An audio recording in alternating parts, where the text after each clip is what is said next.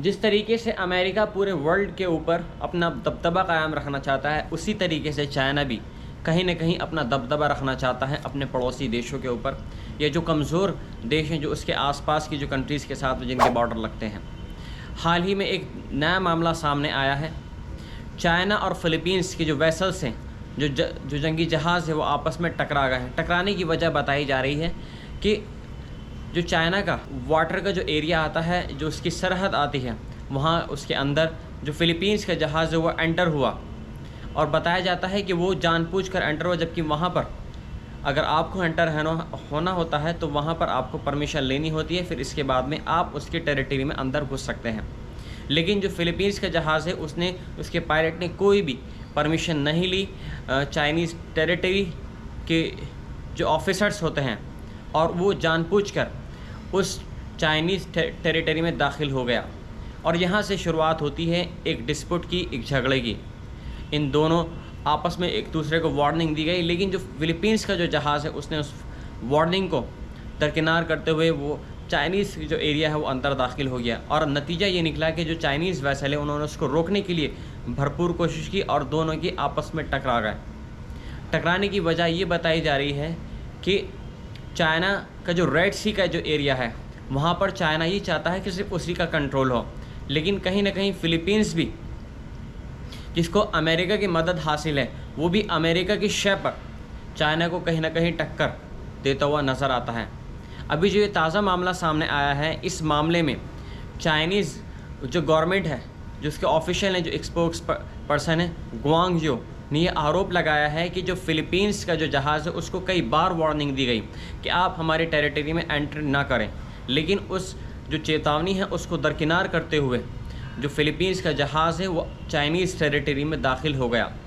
अब यहाँ पर बात सामने ये आती है कि चाइना क्यों चाहता है कि कोई भी जो रेड सी का एरिया है वहाँ पर दाखिल ना हो सके।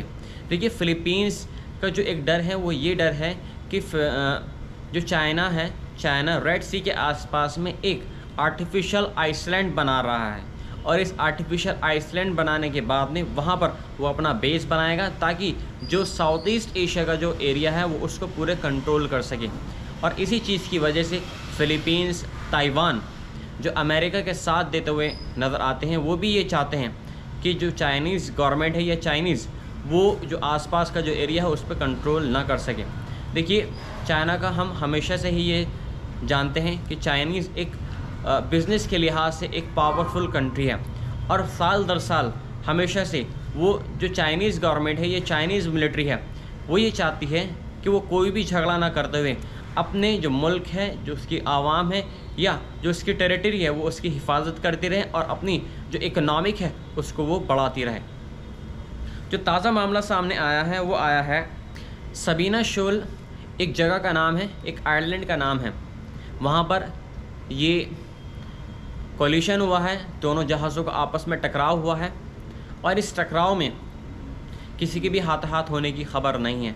बताया जाता है कि जो टकराव हुआ है ये फ़िलीपींस का एक आइलैंड है।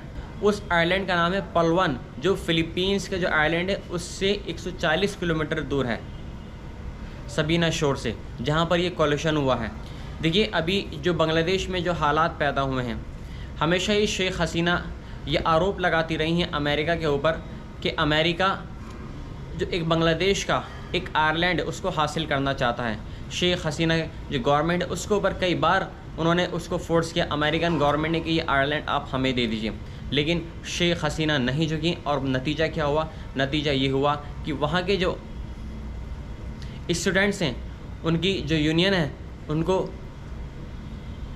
उकसा कर शेख हसीना का तख्ता पलट करा दिया गया, और आज शेख हसीना हिंदुस्तान के अंदर शरण लिए हुए हैं।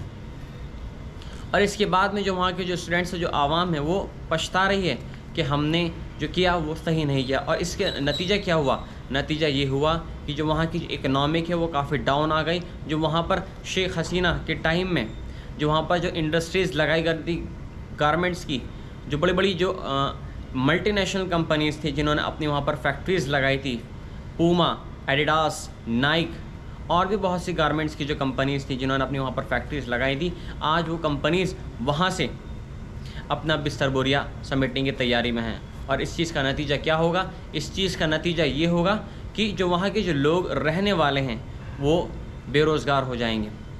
और यही हालात अमेरिका चाइना में भी करना चाहता है, जो उसके जो आसपास के जो देश हैं, जैसे फ़िलीपींस हुआ, ताइवान हुआ, क्योंकि वहाँ पर अमेरिका उन देशों को उकसाकर चाइना के ख़िलाफ़ वो ये जताना चाहता है उनको कि चाइना आपके साथ में है, अमेरिका आपके साथ में है। जो चाइनीज़ गवर्नमेंट है वो आपके ख़िलाफ़ काम कर रही है।